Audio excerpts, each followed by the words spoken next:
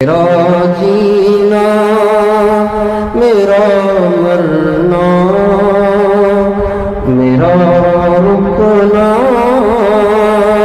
میرا چلنا میرا رونا میرا ہنسنا جفا کرنا وفا کرنا الہی تیری خاطر ہوں۔ فقی ابو اللیث رحمۃ اللہ علیہ نے نقل کیا ہے، جب حضرت لقمان کا انتقال ہونے لگا تو انہوں نے اپنے صاحبزادے سے فرمایا، بیٹا میں نے تم کو اس مدت زندگی میں بہت سی نصیحتیں کی ہیں، اس وقت آخری وقت ہے، 6 نصیحتیں تمہیں کرتا ہوں۔ پہلی، دنیا میں اپنے آپ کو فقط اتنا ہی مشغول رکھنا جتنی زندگی باقی ہے، تو آخرت کے مقابلے میں کچھ بھی نہیں۔ دوسری، جتنی تمہیں اللہ کی ضرورت ہے اتنی اللہ کی عبادت کرنا۔ تیسری، آخرت کے لیے اتنی تیاری کرنا جتنا وہاں قیام کا ارادہ ہو۔ جب تک تمہیں جہنم سے خلاصی کا یقین نہ ہو جائے اس وقت تک اس سے خلاصی کی کوشش کرتے رہنا۔ یہ تو مرنے کے بعد پتہ چلے گا کہ جہنم سے خلاصی ہوئی کہ نہیں ہوئی، تب تک کوشش کرتے رہنا۔ گناہوں پہ اتنی جرت کرنا جتنا جہنم کی آگ میں جلنے کا حوصلہ اور ہمت ہو۔ جب کوئی گناہ کرنا چاہو تو ایسی جگہ تلاش کرنا جہاں اللہ تعالیٰ اور اس کے فرشتے نے دیکھیں۔ حضرت لقمان نے اپنے بیٹے کو نصیحت کی کہ بیٹا جب معدہ بھر جاتا ہے تو فکر سو جاتا ہے۔ مراد میں کیا چاہیے؟ مراد میں سوچ چاہیے ہوتی ہے نا، لطیف قلب کو فوکس کرنا ہے، اپنی سوچ کو وہاں لگانا ہے۔ اب سوچ تو سو گئی ہے، پیٹ جب بھرے گا تو فکر سو جائے گی۔ اپنے بیٹے کو نصیحت کی، فرمایا بیٹا جب معدہ بھر جاتا ہے تو فکر سو جاتا ہے اور حکمت گونگی ہو جاتی ہے اور اعضاء عبادت سے سست پڑ جاتے ہیں۔ حضرت عبد الواحد بن زید قسم کھا کے فرماتے تھے کہ حق تعالی شان ہوں کسی شخص کی صفائی بغیر پیٹ کو خالی رکھنے کے نہیں کرتے۔ اسی کی وجہ سے پہلے مشائخ پانی پہ چلا کرتے تھے اور ان کے لیے زمین کو لپیٹ دیا جاتا تھا کہ چند قدم اٹھا کے ہزاروں میل طے کر لیتے تھے۔ امام غزالی فرماتے ہیں پیٹ کو خالی رکھنے میں 10 فائدے ہیں۔ دل کی صفائی حاصل ہوتی ہے، طبیعت تیز ہوتی ہے، بصیرت بڑھ جاتی ہے، اس لیے کہ پیٹ بھر کر کھانا کھانے میں سے طبیعت میں فلادت یعنی بے وقوفی آ جاتی ہے، دل کا نور جاتا رہتا ہے، معدے کے بخارات دماغ کو گھیر لیتے ہیں جس کا اثر دل پر بھی پڑتا ہے کہ وہ فکر میں دوڑنے سے عاجز ہو جاتا ہے۔ بلکہ کم عمر بچہ اگر زیادہ کھانے لگے تو اس کا حافظہ بھی خراب ہو جاتا ہے، ذہن بھی کند ہو جاتا ہے۔ ابو مسلم سلیمان دارانی رحمۃ اللہ علیہ فرماتے ہیں پیٹ کو خالی رکھنے کی عادت پیدا کرو، یہ نفس کو مطیع کرتا ہے، دل کو نرم کرتا ہے، آسمانی علوم اس سے حاصل ہوتا ہے۔ تو یہ جو ہمارا اولاد کی تربیت کے حوالے سے 12-13 دن ایک مذاکرہ چلا ہے، تو اللہ تعالیٰ سے دعا کریں اللہ تعالیٰ اس کو ساری دنیا میں وجود دے، اللہ تعالیٰ اس کی صورتیں پیدا کرے کہ ساری دنیا میں اس کو وجود مل جائے، ہر گھر والے فکر مند ہو جائے کہ بھئی بس اب ہم نے بچوں کو تیار کرنا ہے، اپنے بچوں کو نیک بنانا ہے، اپنے بچوں کو دنیا کا عظیم انسان بنانا، اور ہر ایک کے بچے بن سکتے ہیں، اس کے لیے مالدار ہونا ضروری نہیں، غریب کے بچے بھی بن سکتے ہیں۔ آخر میں ایک حدیث سن لیجئے، اس کے بعد اس کو مکمل کرتے ہیں۔ اولاد سے متعلق ہی ہے ایک حدیث، کو سن لیجئے۔ نبی کریم صلی اللہ علیہ وسلم کا ارشاد ہے اولادکم علی 3 خصال، علمو نہیں، آپ نے علمو نہیں فرمایا، سکھاؤ، ان کے مزاج میں داخل کرو، علی 3 خصال، 3 امور نہیں، 3 خصال، خصلت کہتے ہیں عادت کو، اپنے بچوں کے مزاج میں ڈال دو 3 چیزیں۔ بچوں کے مزاج میں کتنی چیزیں ڈالو؟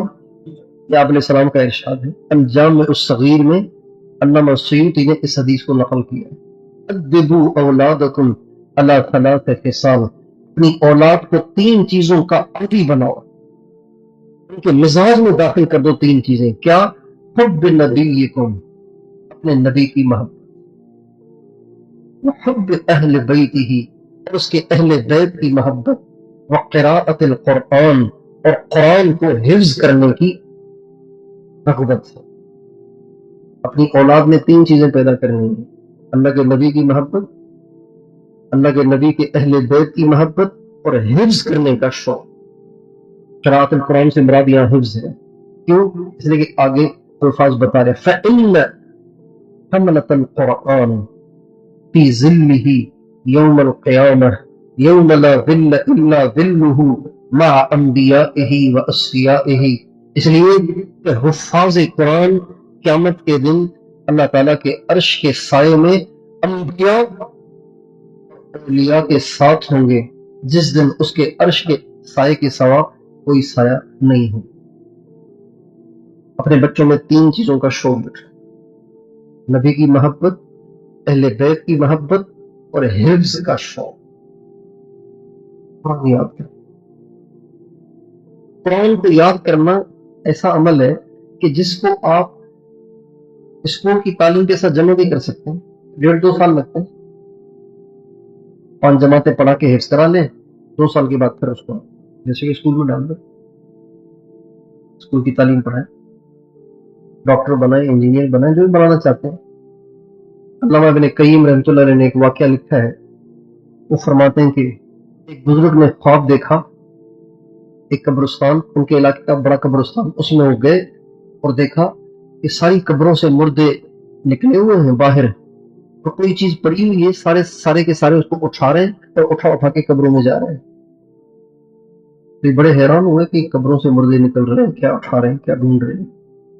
چلتے چلتے ایک قبر کے پاس سے گزر ہوا، اس میں بھی ایک آدمی تھا لیکن بڑے مزے سے بیٹھا ہوا تھا، باقی تو سارے مصروف تھے۔ تو اس سے کہا یہ کیا مسئلہ ہے، کیا ہو رہا ہے؟ یہ ایصال ثواب جو کیا جاتا ہے نا مسلمانوں کے لیے، یا لوگ اپنے رشتہ داروں کے لیے بھیجتے ہیں، تو فرشتے یہاں آ کے پہنچا دیتے ہیں، تو ہر ایک اٹھا کے اپنا قبر میں چلا جاتا ہے۔ تو کہا پھر آپ بیٹھے ہوئے ہیں، آپ کو ضرورت نہیں؟ کہا نہیں، میرے پاس تھوک کے حساب سے آتا ہے، میرے پاس اتنا زیادہ آتا ہے کہ مجھے تھوڑی تھوڑی چیزوں کی ضرورت نہیں ہے۔ کہ کیا آتا ہے آپ کے پاس؟ کہ میرا ایک بیٹا ہے، وہ حافظ قرآن ہے، وہ روزانہ قرآن کا ختم کرتا ہے اور مجھے بخشتا ہے۔ کہ آپ کا بیٹا کہاں ہوتا ہے؟ کہ فلاں بازار میں مٹھائی کی دکان ہے۔ آنکھ کھلی، سب یاد تھا۔ یہ بازار میں پہنچے، واقعی ایک مٹھائی کی دکان ہے، اس پہ ایک لڑکا بیٹھا ہوا ہے، گاہکوں کا رش لگا ہوا ہے، لوگ آ رہے ہیں، مٹھائی لے رہے ہیں، لیکن وہ کسی سے بات نہیں کر رہا، ہونٹ اس کے ہل رہے ہیں۔ سارے گاہک جب چلے گئے تو اس بچے سے پوچھا بیٹا آپ یہ ہونٹ آپ کے ہل رہے ہیں، کیا پڑھ رہے ہیں آپ؟ کہ قرآن پڑھتا ہوں۔ کہ کتنا پڑھ لیتے ہو؟ کہ 30 پارے پڑھتا ہوں، روزانہ ختم کرتا ہوں۔ کہ کیا کرتے ہو؟ کہ ابا کو بخش۔ کہ میں نے یہ خواب دیکھا۔ کچھ عرصے کے بعد اسی بزرگ نے دوبارہ خواب دیکھا، اسی قبرستان میں مردے نکلے ہوئے اٹھا رہے ہیں، وہ بھی باہر نکلا ہوا ہے، وہ بھی اٹھا رہا ہے۔ تو سیدھے ان کے پاس گئے، کہا اس دن تو آپ بیٹھے ہوئے تھے، آج آپ بھی باہر آئے ہوئے ہیں۔ تو کہا اب وہ جو آتا تھا نا پہلے بہت زیادہ، وہ آنا بند ہو گیا ہے، اس لیے میں بھی اٹھا رہا ہوں۔ آنکھ کھلی، پہنچے، دکان بند۔ پوچھا کیا ہوا؟ کہا لڑکے کا انتقال ہو گیا۔ بھائیو بڑی کمائی ہے اگر اولاد نیک ہو اور حافظ بھی ہو اور پڑھ پڑھ کے روزانہ بخشتی رہے، بڑی کمائی ہے، کچھ نہ کچھ۔ اے کاش پتہ چلے ہمیں کہ کتنی بڑی کمائی ہے۔ وہ لوگ بڑے خوش قسمت ہیں جن کے سارے بچے حافظ ہیں، ساری بچیاں حافظ ہیں، وہ خوش قسمت ہیں۔ اللہ ہمارے بچوں کو قرآن کا پکا حافظ بنائے اور قرآن کا عاشق بنائے، قرآن کا دائی بنائے، قرآن پر عامل بنائے۔ بس یہ عنوان اب یہی ختم کر دیتے ہیں، اور اللہ تعالیٰ اس کو ساری دنیا میں زندہ کرے، ہم میں خود کے اندر زندہ کرے۔